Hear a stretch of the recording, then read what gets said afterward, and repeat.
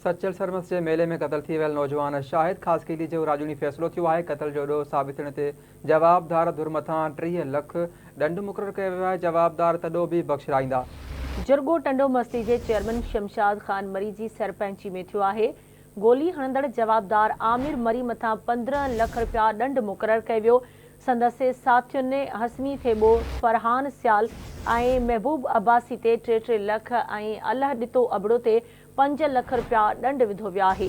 Breaking news अवां सां share कयूं पिया। सचल सरमस जे मेले में क़त्ल थी वियल नौजवान शाहिद ख़ासकेली जो राजूनी फ़ैसिलो थियो आहे। क़त्ल जो ॾोह साबित थियण ते जवाबदार धुर मथां 30 लख रुपया ॾंड मुक़ररु कयो वियो, जॾहिं त जवाबदार तॾो बि बख़्शिराईंदा। जुर्गो टंडो मस्ती जे चेयरमैन शमशाद खान मरी जी सरपंची में थियो आहे। गोली हणंदड़ जवाबदार आमिर मरी मथां 15 लख रुपया ॾंड मुक़ररु कयो वियो।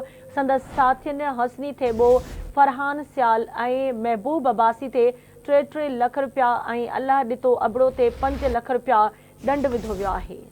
बिल्कुल नाज़रीन, सचल सरमस के मेले में क़त्ल थी वियल नौजवान शाहिद ख़ासकेली जो राजूनी फ़ैसिलो थियो आहे। क़त्ल जो ॾोह साबित थियण ते जवाबदार धुर मथां 30 लख रुपया ॾंड मुक़ररु कयो वियो आहे। जवाबदार तॾो बख़्शिराईंदा।